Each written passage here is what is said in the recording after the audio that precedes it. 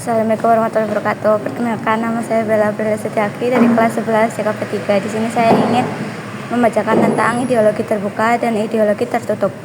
1. Ideologi terbuka. Menurut Alfian 1991, sebuah ideologi terbuka adalah ideologi yang dapat berinteraksi dengan perkembangan zaman dan adanya dinamika internal. Dinamika internal itu membawa peluang pada masyarakat yang menganutnya untuk mengembangkan pemikiran baru yang relevan dan sesuai dengan kenyataan dari masa ke masa.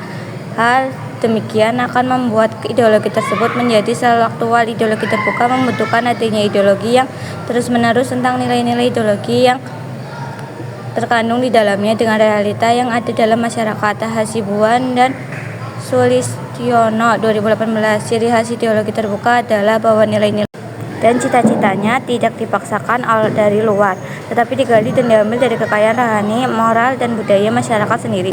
Dasarnya adalah konsensus. Masyarakat tidak diciptakan oleh negara, tapi ditemukan dalam masyarakatnya sendiri. Oleh sebab itu, ideologi terbuka adalah milik dari semua rakyat, dan masyarakat dapat menemukan dirinya di dalamnya. Agustus 2016. Suatu ideologi dikatakan sebagai ideologi terbuka apabila memiliki ciri-ciri sebagai berikut.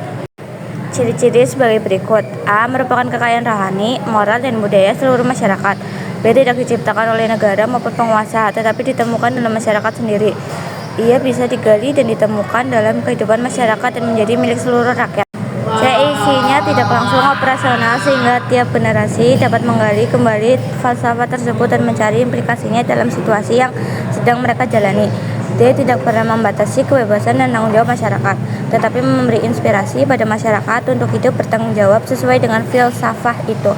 E. Menghargai pluralitas atau perbedaan yang ada sehingga dapat diterima oleh warga masyarakat dari berbagai latar belakang budaya dan agama.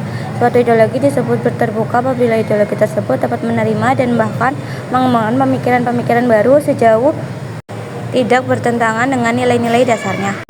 2. Ideologi tertutup. Ideologi tertutup adalah ajaran atau pandangan dunia atau filsafat yang menentukan tujuan-tujuan dan norma-norma politik dan sosial yang diyakini sebagai kebenaran yang tidak boleh dipersoalkan lagi, melainkan harus diterima sebagai sesuatu yang sudah jadi dan harus dipatuhi. Tias 2020.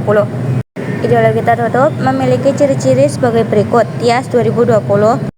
Ciri-ciri ideologi tertutup. A. Tidak hanya menentukan kebenaran, nilai-nilai, dan prinsip-prinsip dasar, tetapi juga menentukan hal-hal yang bersifat konkret operasional. B. Ideologi menjadi cita-cita suatu kelompok saja, bukan cita-cita yang sudah hidup dalam masyarakat. C. Tidak bersumber dari masyarakat, melainkan dari pikiran para elit yang harus dipropagandakan kepada masyarakat. D. Ideologi ini menentang tradisi. Demi ideologi, masyarakat wajib melakukan berbagai pengorbanan. 1. Masyarakat harus patuh dan taat terhadap ideologi tertutup, termasuk para petingginya. Bersifat totaliter, artinya menyangkut seluruh bidang kehidupan. D. Keberagaman cara pandang dan kebudayaan dalam masyarakat dikurangi bahkan dihilangkan. Hak asasi, demokrasi, dan keberagaman tidak diakui. 3. Perbedaan ideologi terbuka dan ideologi tertutup. A. Ideologi terbuka. 1. Nilai dan cita-citanya tidak dipaksakan dari luar. 2. Nilai-nilai dan cita-cita digali dari kekayaan rohani, moral, dan budaya masyarakat sendiri. 3. Hasil musyawarah dan konsensus masyarakat. 4. Milik seluruh rakyat sehingga dapat sekaligus sampai kepribadian masyarakat. 5. Isinya yang tidak operasional menjadi operasional apabila diwujudkan dalam konstitusi. 6. Bersifat dinamis dan reformasi. B. Ideologi tertutup. 1. Bukan merupakan cita-cita yang sudah hidup dalam masyarakat. 2. Merupakan cita-cita satu kelompok orang yang mendasari suatu program untuk mengubah dan memperbarui masyarakat. 3. Dibenarkan atas nama ideologi bahwa masyarakat harus berkorban. 4. Kepercayaan dan kesetiaan ideologis yang kaku. 5. Bukan merupakan nilai-nilai dan cita-cita.